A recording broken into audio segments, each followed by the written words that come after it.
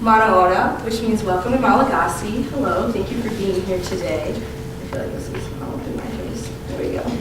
Alrighty.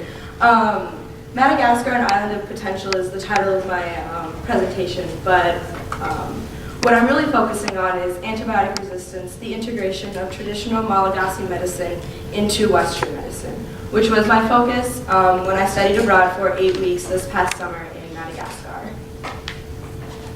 Now, some of you may be wondering, here we go. Some of you may be wondering, where on earth is Madagascar? I know we've all heard of the animated Pixar film, Madagascar. I guarantee you there were no zebras, lions, or hippopotamuses there, just many, many lemurs.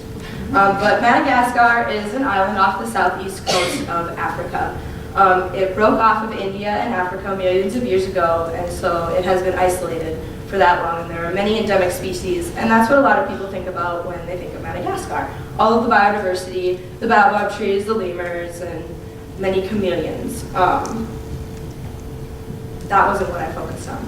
In Madagascar, we spent most of our time in the capital city of Antananarivo, which you can see by the big orangish colored star. And then we also spent 10 days doing a rural homestay in the small town of Andasibe, which is located northeast of Antananarivo, or Tana, as locals call it. And it's just a tiny little dot that I had to create on the map there. So, antibiotic resistance. Now, if you're not really a bio person or aren't really in tune, unfortunately, with the medical world, you don't really necessarily know a lot about it. Unfortunately, antibiotic resistance is a major problem in Western medicine today.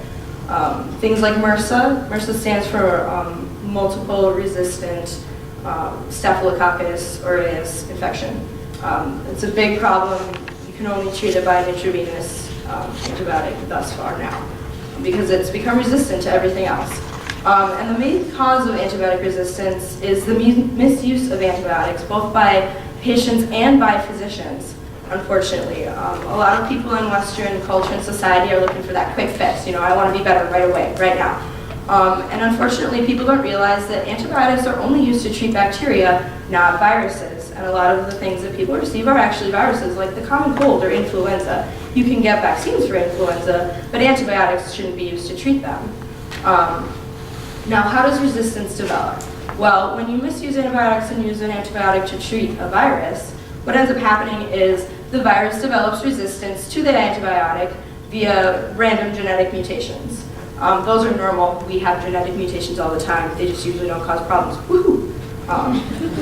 Otherwise, those genetic mutations do end up causing resistance. And what happens then is the bacteria can transfer, the viruses can transfer their genome to the bacteria. And that is how the bacteria becomes resistant to an antibiotic, or one of the many ways. If you take microbiology, you'll learn a lot more about it.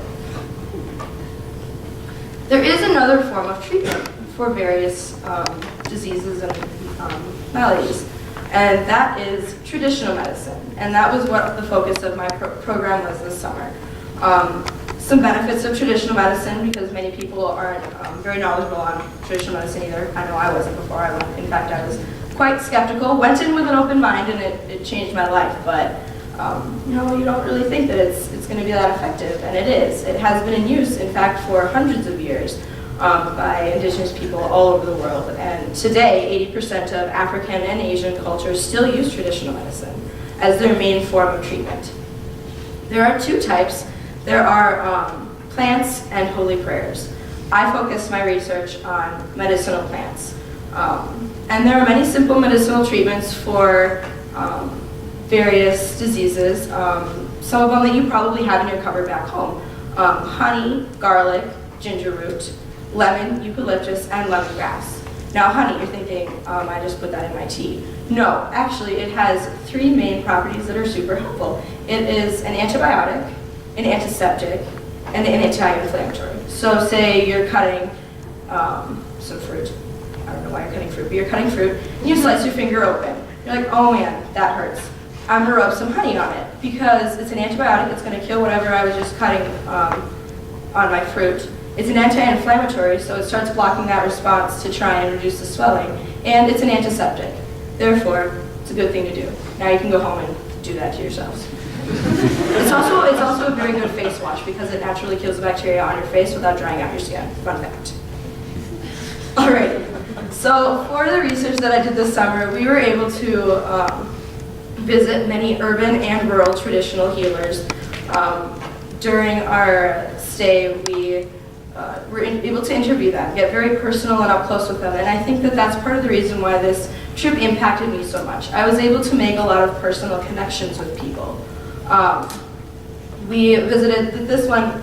He believed, and most traditional healers believe, that the light is a soul. And so you would light a candle, and each of us, there were 4 of us on the program, and we each lit a candle, and so it knew that our souls were present and ready to be healed. We also were able to visit Western doctors in both urban and rural setting, which is very interesting as well, because for the traditional healers, I would often ask, with my interest in antibiotic resistance, had you noticed any resistance forming to any of the medicinal plants that you'd been using for hundreds of years? And the answer that I received was always no. The treatments continued to work, they prescribed them, and there were absolutely no problems. And then I became curious, well, looking at the Western philosophy that I was going in with, did people request antibiotics from Western physicians that were working there?